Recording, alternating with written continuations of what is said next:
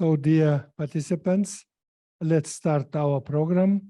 So, first presentation will be dedicated to the potential innovation. Presentation will be provided by award winner, Spika Tech from Spain.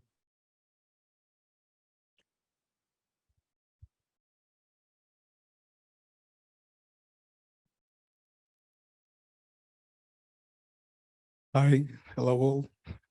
Thank you for inviting us. Thank you, Doctor.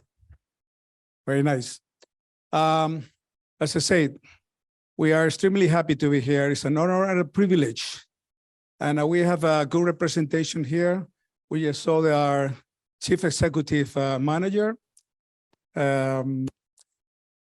Christina, our knife, and we also have two more representatives. We have a president of the company, it's Esther Knife, is right here with us. Thank you. And a strategic manager, Carlos Zúñiga, he's still with us. Yeah. We all would like to be here, but as you may understand, this is quite away from where we are. No, so anyway, I just want to thank the channel organization for this quality awards. We always want to thank the Kazakhstan organization for the quality innovation management for giving us this potential innovation award that we are very proud to have. We put a lot of passion and with a lot of time, we've been working on this project for years. And our main idea is save lives. We want to contribute to the society, right? So let me start with Spika Tech. As I say, I'm Julio Ruiz. I'm the sales manager, and I'm in charge of the selling organization. And just let me go through for the last few minutes of Spika Tech, right? It's a small and medium enterprise biotech company. It's based in Madrid, Spain. What we do there is we focus on in technologies and in research and development, providing solutions to better quality of lives. Once I say that, my next question to you all is to put on just a query and saying, what is the top disease that kills more people in the world? And everybody might think that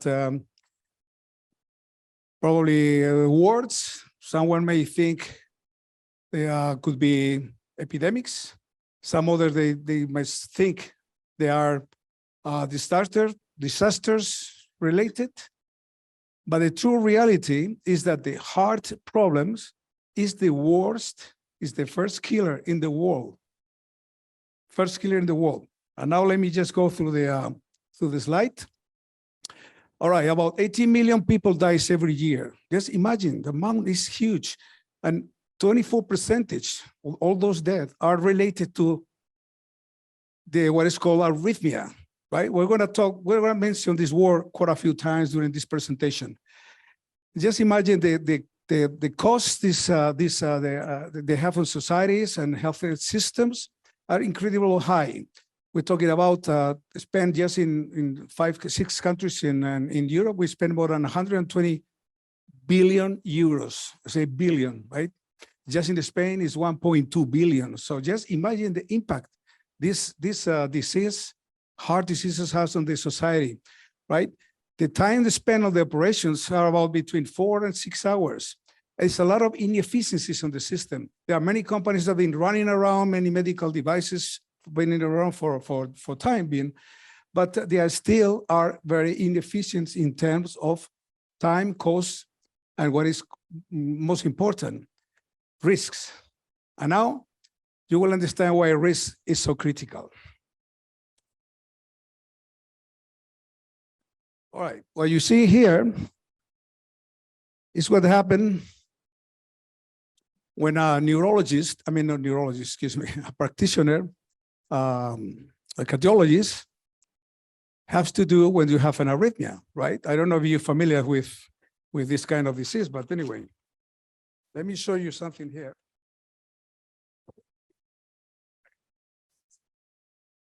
I don't know if you're familiar with this device. Well, in any case, you never see it. Good for you. And I hope you never see it. This is like a catheter, right? This is, let's say, small size. And what happens is every time that someone is diagnosed with arrhythmia, there's a protocol, right? In this protocol, what the doctor has to do is they insert part of this device here through the femoral vein, and it goes strictly right to your heart. So what is in the heart? The cardiologists start doing the ablation, what is called ablation, to stop the arrhythmia, because the beat of the heart get asynchronized, and that could be very dangerous for patients in terms of ictus and other strokes, etc. So let me show you this representation here. We're driving, and suddenly, there for a few milliseconds, you have a blank spot. This is exactly what is happening in the operational room when someone is manipulating this within your heart, right? The radiologist, the practitioner, sometimes stop seeing where the arrhythmia is, because the arrhythmia is displacing around the heart. It doesn't stop in one single point. It just moves along the heart, right? So every time, every few milliseconds, the doctor burns part of the heart that maybe are good or maybe are bad. It's called the ablation time, the ablation process, right? This is very dangerous for patients. That's why I insist avoiding risks is very important. So here's when VR cardio came in. We're trying to disrupt the market. We want to move on along for next generation, because I say the machines, the medical devices, the cardio navigator right now are in the 20th century, but we're now in the 21st century, as far as I know. But anyway, we introduce, and that's why we get this award, and thanks very much again.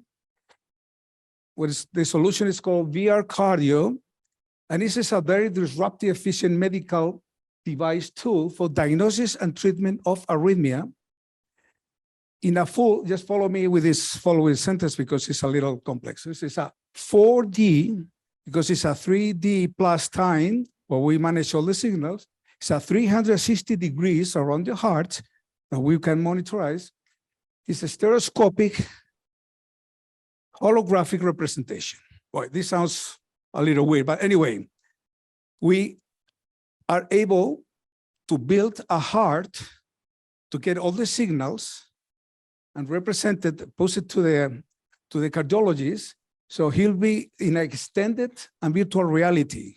So he can manipulate the heart, and he can get into the intracavity of the heart and see how the signal is displacing.